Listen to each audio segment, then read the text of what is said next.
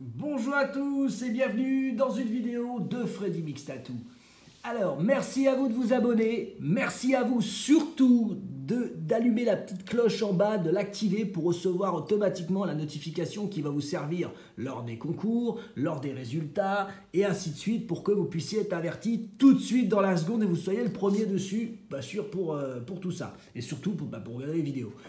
Donc aujourd'hui, je vous présente dans la série, une série que vous voulez, une série que vous avez demandé. Voilà, donc en tant que créateur de vidéos, je vais vous créer une petite série. Donc j'aimerais bien lui mettre une petite cartouche à cette bécane et à ces bécanes, à tous ces pens. Donc voilà, on ne s'arrête pas qu'à la série Cheyenne, mais voilà, même si ça reste elle qui détrône le marché en Ferrari sur le secteur. Donc, ma petite vidéo, qu'est-ce qu'elle va comporter? Aujourd'hui, la machine des machines rotatives, le comparatif entre les machines bobines qui voilà, se sont fait un tout petit peu doubler par toute cette collection de machines excellentes rotatives qui sont arrivées sur le marché.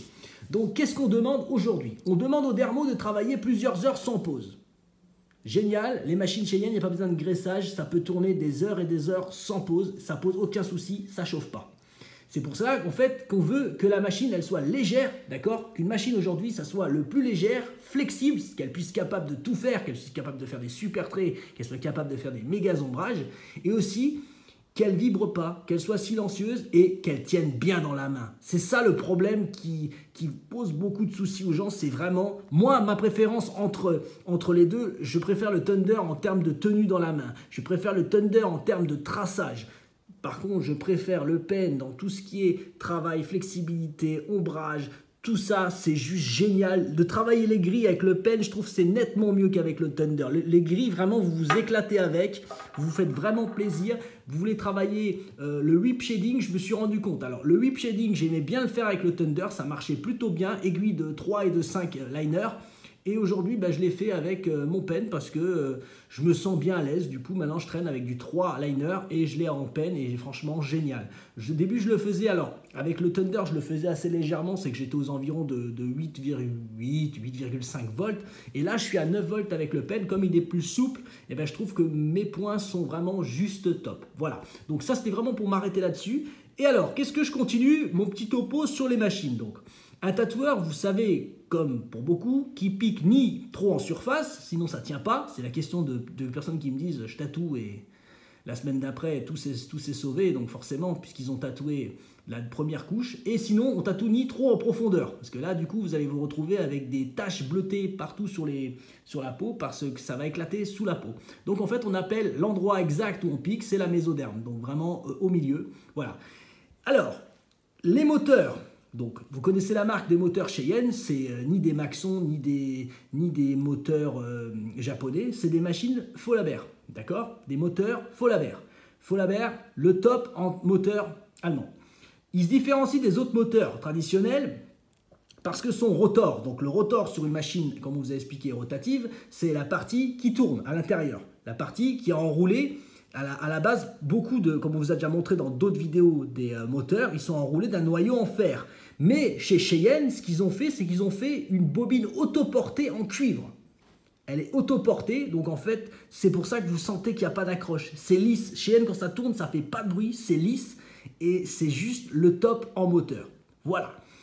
Et qu'est-ce qu'il y a comme différence entre les modèles de machines? Il y a le Spirit. Donc le Spirit, on vous en parle, c'est la machine préférée des black workers. C'est la machine qui a un débattement de 3 mm. C'est le plus court chez Cheyenne. Alors le débattement, pour les nouveaux sur le marché, le débattement, c'est quand je tourne ma machine en arrière et je tourne ma machine en avant et je vais jusqu'à fond. Avec le Spirit, j'ai 3 mm de sortie maximum. C'est tout ce que je peux faire.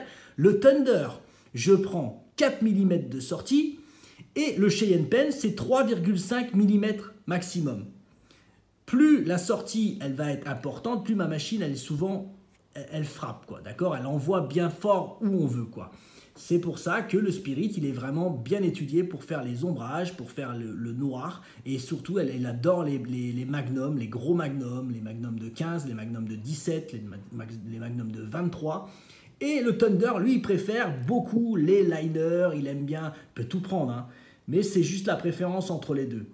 Pour les novices, il n'y a pas trop de différence à prendre l'une ou l'autre. Vous êtes parfait avec n'importe laquelle. Vous n'avez pas une grosse différence. Mais pour les vrais amateurs, ceux qui font du point, ceux qui font du trait, ils vont traîner plutôt chez Thunder.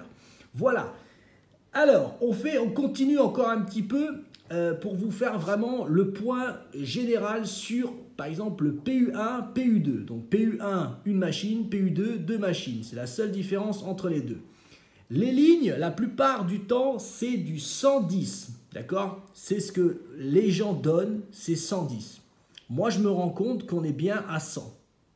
On est très bien à 100 et parfois même à 90. Ça, c'est pour le PU1, PU2. On donne souvent les remplissages et les couleurs, on les donne à 90-100. Vous commencez à 100, vous commencez à 90, voilà. Vous essayez entre les deux, c'est ce qu'on donne la plupart du temps. Et les ombrages, 60, 70, 80. Voilà ce qu'on donne d'habitude et on se rend compte que les ombrages, c'est souvent 80. Mais je n'ai pas envie de dire des bêtises, 60, j'ai déjà vu. Voilà.